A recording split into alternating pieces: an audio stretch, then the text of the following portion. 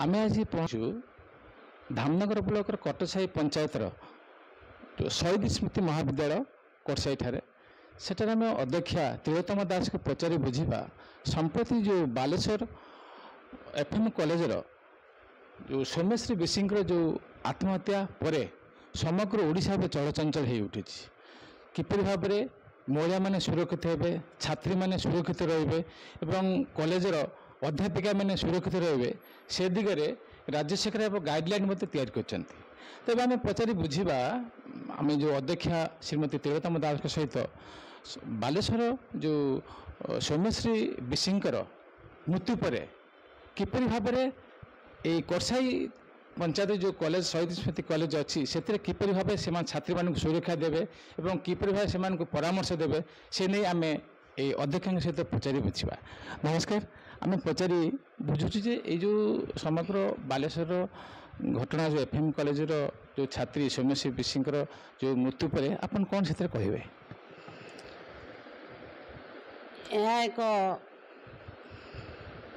दुखद घटना।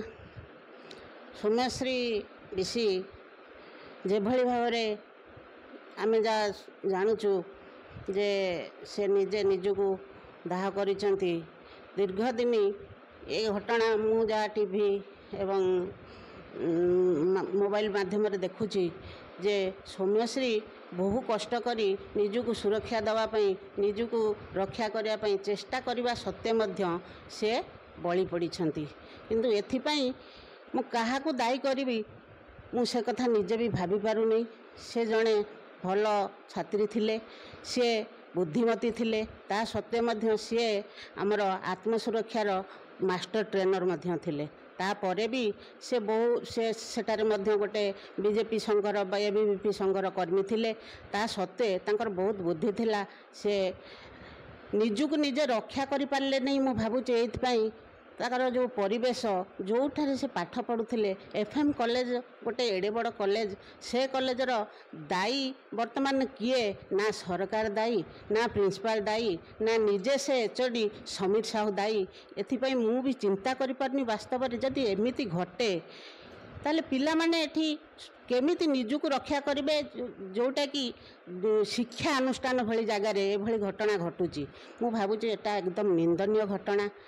एथिपाई सरकार जो व्यवस्था करचंती तांको मु धन्यवाद दउची। तापरे भी ये व्यवस्था बहु आगुर होबार थिला जे पिला माननकु सुरक्षा दबा आत्मसुरक्षा गोटे जिनस हेची जोटा कि से निजे मास्टर ट्रेनर थाई मध्य निजको सुरक्षा करि पालेनी। मु अनेक समय एक कथा से गला दिन ठू भाबुची तापरे भी जहाँ सरकार करिचंती एटा बहु आगुर परिवार थिला कहीं ना जे पिला माने बा आमर वोमेन जो डिफेन्स सेल्फ डिफेन्स आवश्यक से एपर्यंत कौन ठीक से ता घटी नहीं। आमको आमे भावुचु आमे इंडिपेंडेंट आमे आजिर नारी माने बहु सुरक्षित तापरे भी आज समाज रे एभली घटना घटुची एटा बहु निंदनीय। मु मध्य बहुत एथि दुख प्रकाश करुची आ सरकार को धन्यवाद दूची जे सरकार एभली एक 181तम जो स्त्री लोक मान बा वुमेन सहायता जहाँ करिचंती प्रत्येक अनुष्ठान मानक सेथिपाई आमे तांको धन्यवाद दउचु। आपण ए देखुं आम जो सरकार गाइडलाइन पर आपण जेहेतु जड़े महिला जड़े माँ आपण जो छात्री मैंने अच्छा से सुरक्षापी निजी सुरक्षा कि प्रकार सचेतन आप करेंगे?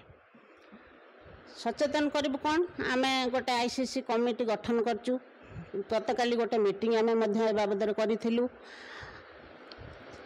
तेणु पिला सुरक्षा देवाई आप्राण चेष्टा करूँ जे अवेयरनेस पिला केमिति हेबे सेथिपाई आमे गोटे कमिटी करिचु। से कमिटी मेंबर माने रहिचंती कोऑर्डिनेटर रहिचंती चेयरपर्सन रहिचंती ए सब बाबद प्रति मास आमे गोटे मीटिंग करिवु। हमको जा इंस्ट्रक्शन अछि प्रति मास गोटे गोटे मीटिंग करिवु पिला मानको अवेयर करिवु एवं ए बाबद आमे भल भाव रे जेमिति लेडीज माने सुरक्षित हेबे एठी से बाबद आलोचना पर्यालोचना करिवु। तेणु आमे ए बाबद किछि कार्यानुष्ठान निश्चित भाव रे ग्रहण करिवु जेमिति लेडीज बा स्त्री लोक माने बा झील छुआ माने जो कॉलेज रे पढ़ुचंती तांको गार्डियन जेमिति कहंतु जे वास्तव रे ये शिक्षानुष्ठान रे मो पिला ठीक भाव रे एठी जाउची आसुची एवं सुरक्षित रहिछि।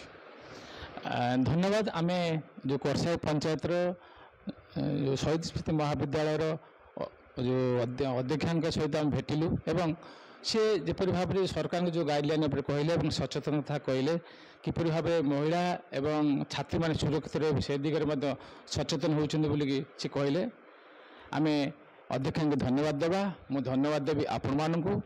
धामनगर प्रदीप महापात्र, स्वतंत्र ओडिशा लाइव।